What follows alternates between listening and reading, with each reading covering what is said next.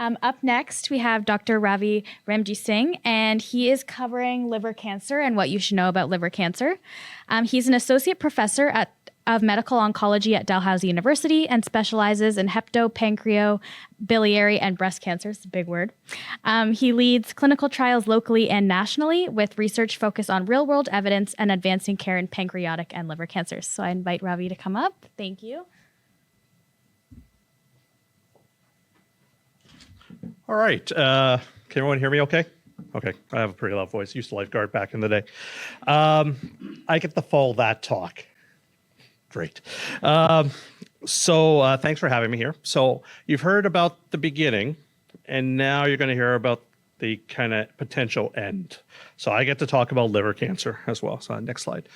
These are just some of my disclosures. So next slide. So what is a liver? You've kind of heard a bit about it. It's that big organ on the right side in your belly, extremely vital. Why is it vital? Next slide.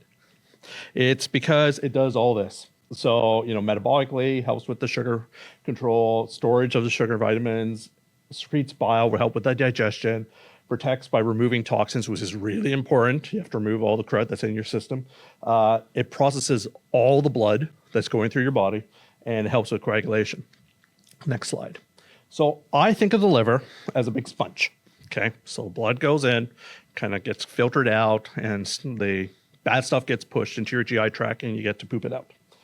Problem is, over time, when you have things like infection, genetics, autoimmune, alcohol, being a larger person, it can lead to, as you heard, fatty liver disease, which can then lead to scarring to the point where it becomes a cirrhotic liver. Next slide.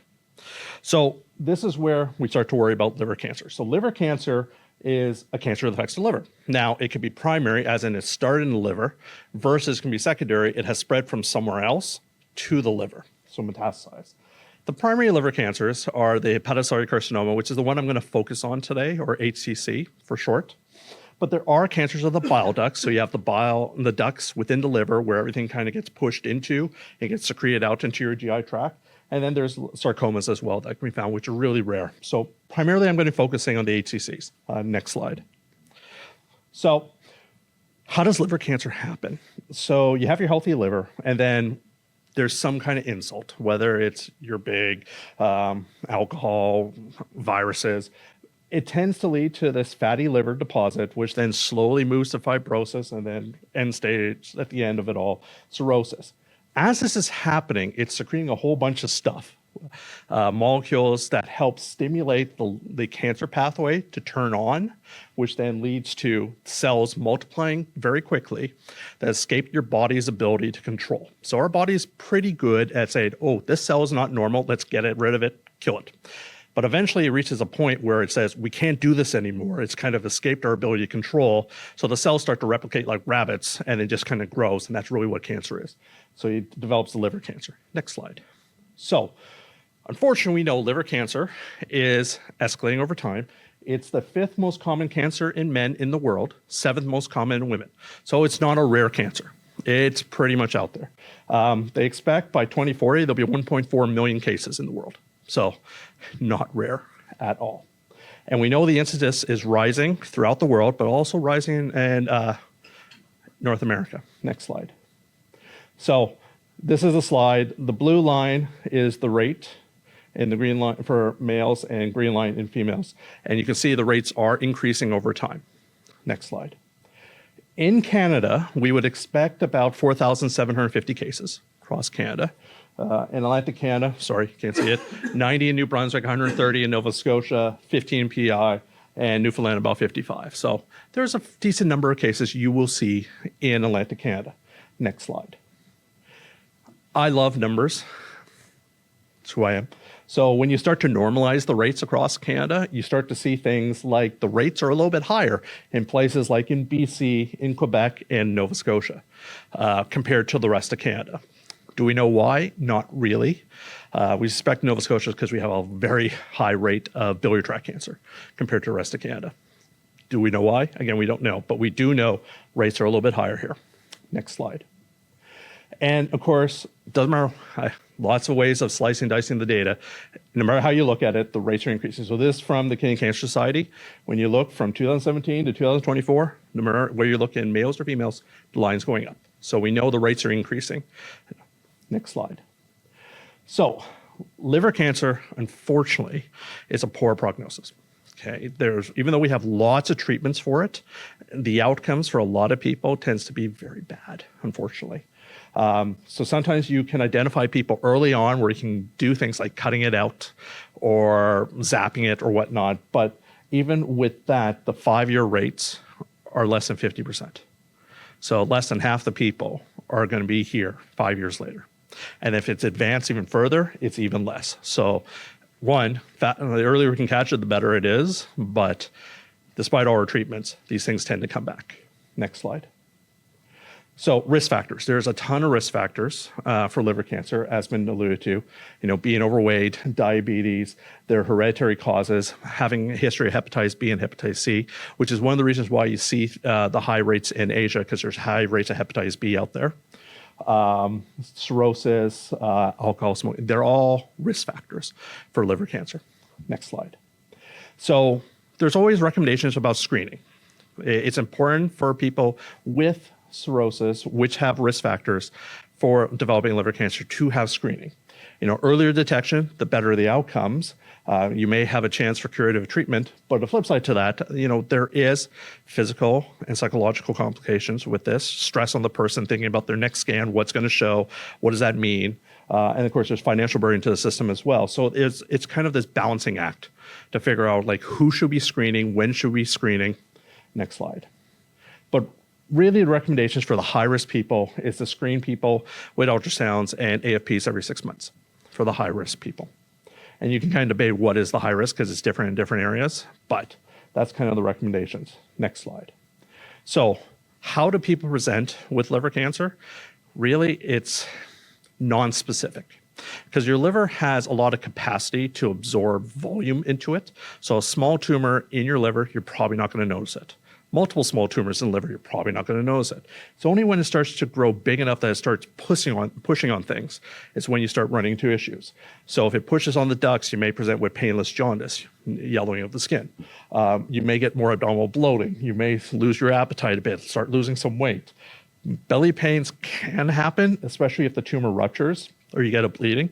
But because your liver has capacity to absorb volume, pain doesn't usually happen with a lot of liver cancer patients unless it hits there's a little skin around the liver called liver capsule, and it's kind of like a thin piece of skin. So if you start pressing on it, it may cause pain, but just pull the skin on the top of your hand. Over time, that's going to start to kind of be annoying, but it's not that painful as well.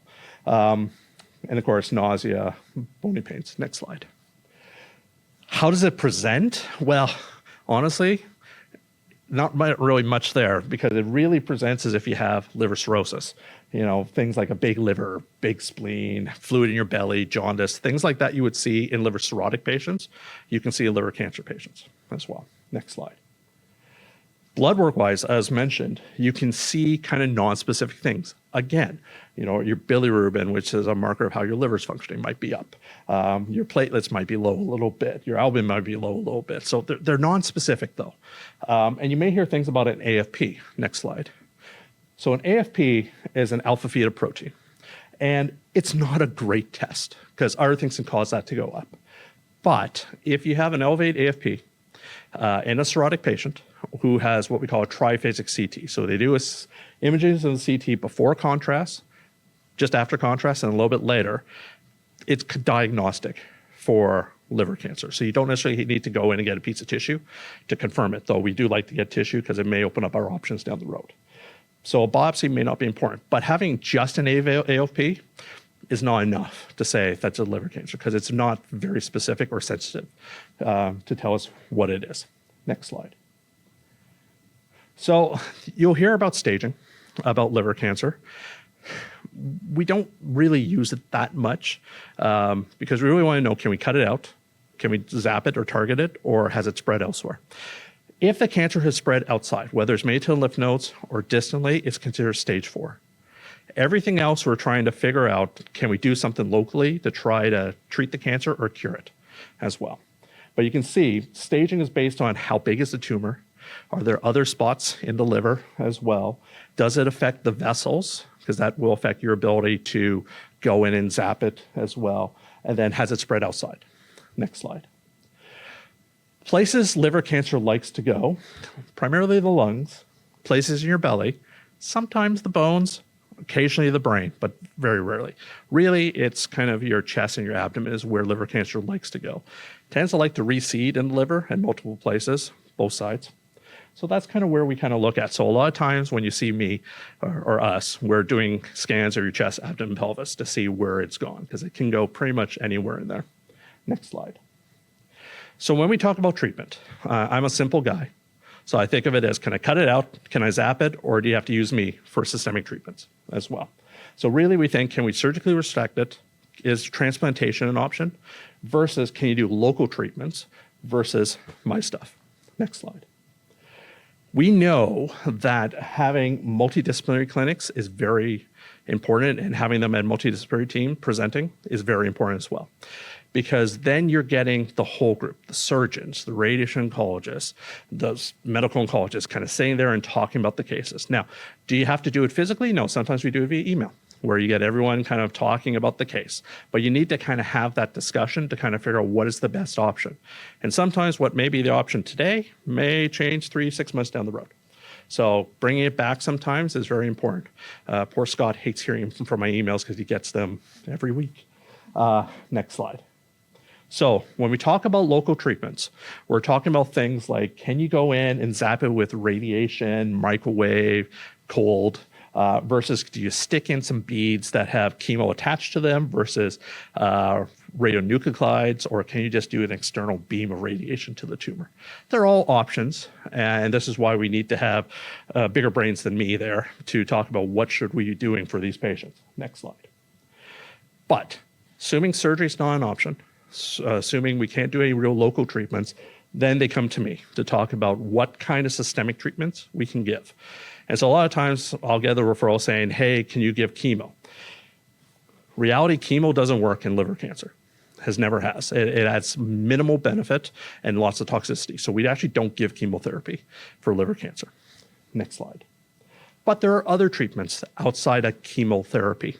So we know there's pathways in liver cancer that get overstimulated because of things on the outside. And so there are treatments that can target those pathways to kind of shut them down a bit, to kind of slow or turn off the cancer.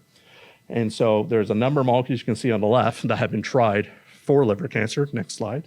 And they've been going on for a number of years trying to figure out what works or what doesn't work. Next slide. So this is a landscape of available treatments for liver cancer. You have oral pills, lenvatinib or sraftinib, which were our initial treatments that we used to give for liver cancer. They're what we call tyrosine kinase inhibitors. So they're pills that kind of shut down the pathways in the liver cancer to kind of turn the cancer off. And it works for a period of time. Newer, and you may hear about this, is things called immunotherapy. So IV treatments to turn on your immune system to try to attack the cancer cells. And they've been shown quite beneficial for liver cancer. And then sometimes we can also give a treatment called VEGF inhibitors or Avastin, which target the blood vessels. So the idea is you can target the blood that feeds the tumor, then it kind of starves itself. And then you give it in conjunction with immunotherapy. So then you have the blood vessels, so you're not feeding the cancer, and then you have your immune system attacking the cancer at the same side.